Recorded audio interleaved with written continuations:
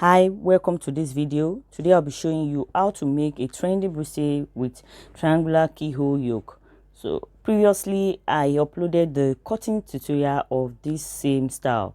So today I'll be sharing with you how to sew this style.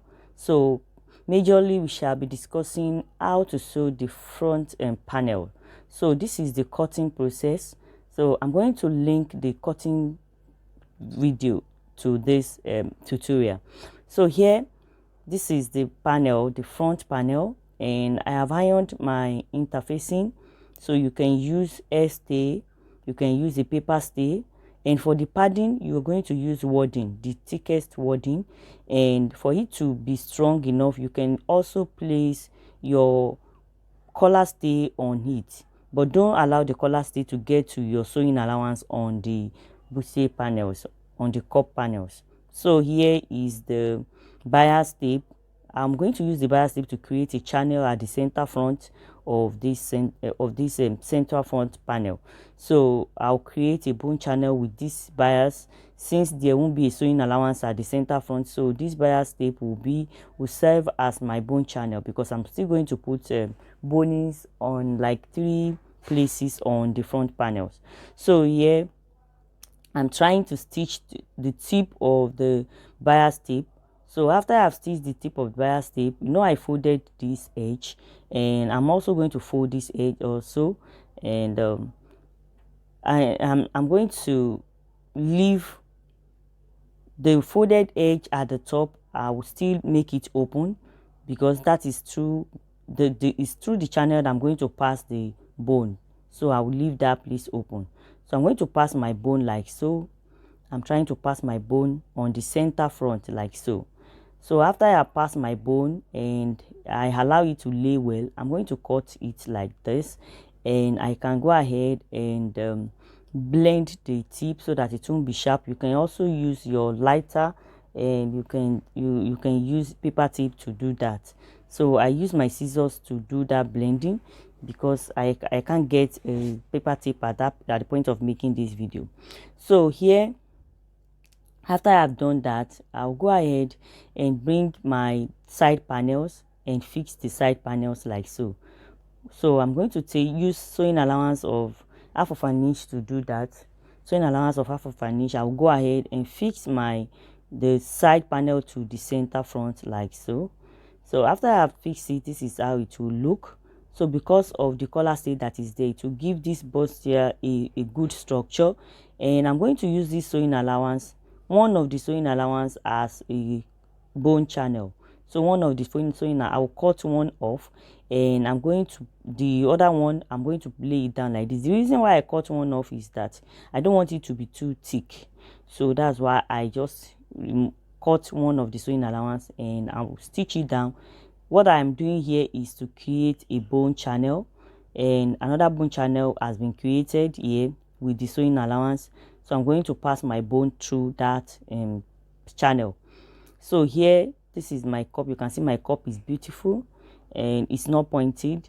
So here I'm going to fix the side panel, the other side panel also, the same way I have fixed the former one. I'll go ahead and use my sewing allowance of half of an inch to fix it like so. It's very simple and easy.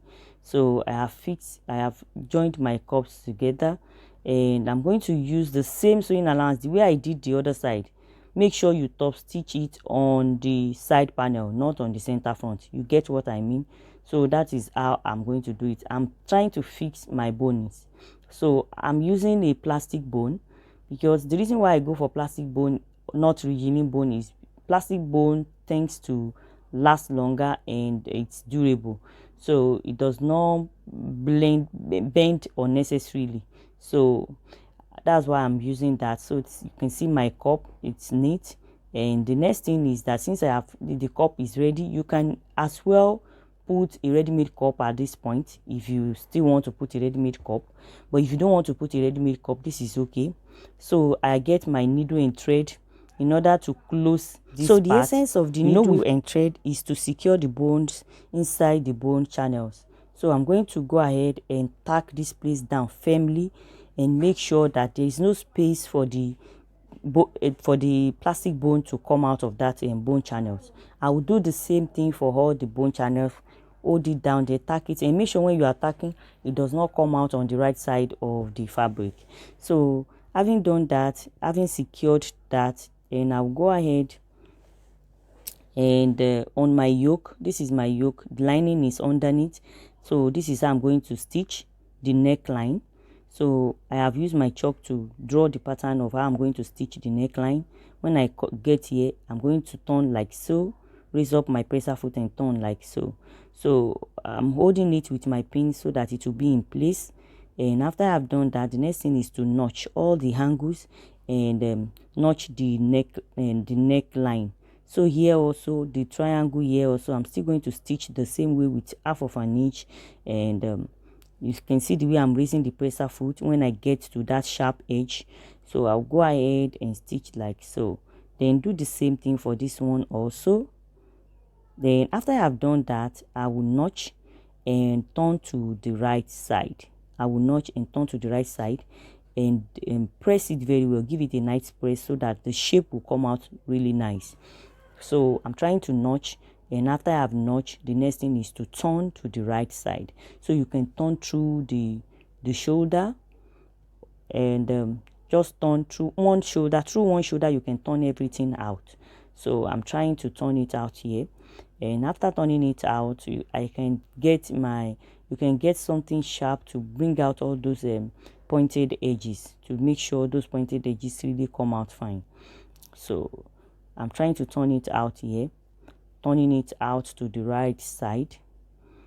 It can really be difficult sometimes to turn it out, and you can really squeeze it, but when you iron it, the shape will still come out fine after you have ironed it.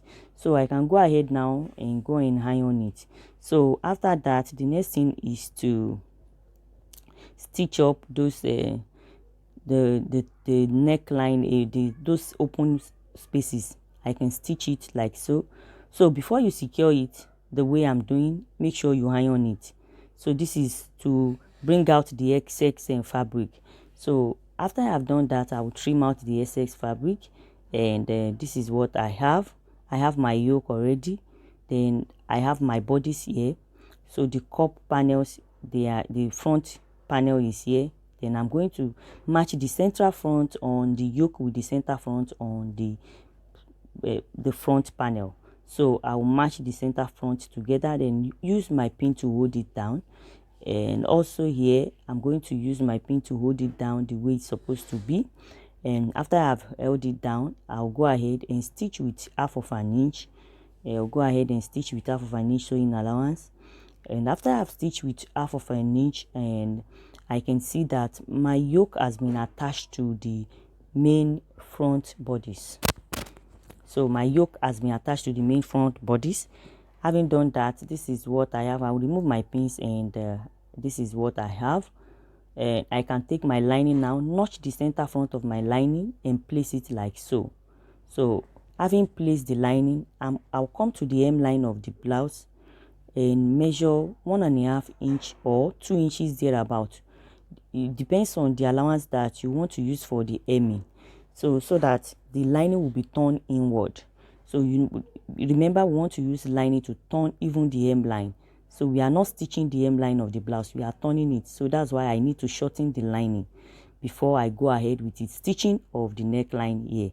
So that's why I paused to go and do that first.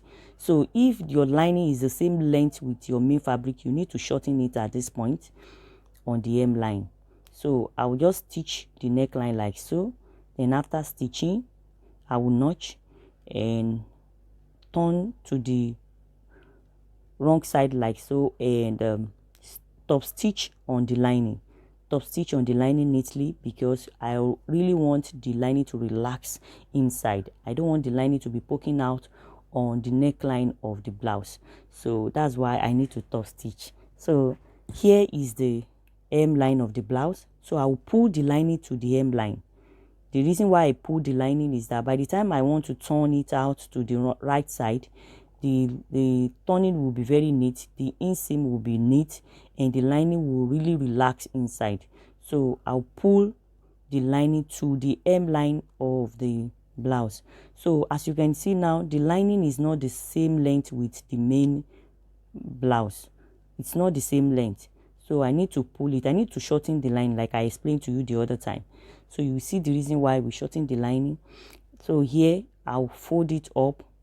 You can see the way I folded the fabric on the lining so that it will match up on the armhole, and I will do likewise for the other side also.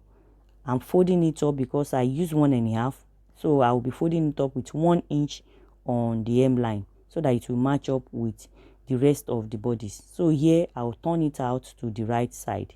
So what I'm trying to do is to turn out through the armhole. I'll turn it out to the right side, and turning it out, this is what I have. I can go ahead now and go and use my ironing ball to iron the bust area. So this is what I have. You can see it's beautiful, and so you can see the lining has relaxed well inside. And this part I'm trying to stitch is that area of the back bodice. This is the back lining, so I'm not really going to show much about the back. So I have stitched the back, and I'm trying to turn out the back bodice. I'm trying to turn it out. I have stitched it. So I use air stay to paper stay for the interfacing area of the neckline. So I'm just going to stitch. It's a simple stitching. The process that I went through when I was doing the front pattern is also what I use for the back pattern. So I will just turn out the neckline, and this is what I have for the back bodice. So I'm going to attach the back bodice to the front bodice, so because it has a zipper allowance. So we have the zipper allowance joined together with the zip, and this is what we have. So I'll go ahead and join these two, the front and the back, through the shoulder. So I will join the front and the back through the shoulder, and we are almost done with this tutorial, because I told you that majorly what I want to show you is how to sew the front bodice, the bustier part. So this is the result of what we have. You can see this is beautiful. So if you like this video, don't forget to subscribe, like, and also share my videos. And if you have any comment, leave it in the comment section. So I'm going to reply you as soon as I see your question. I will see you in my next video. Until then, take good care of yourself. Bye.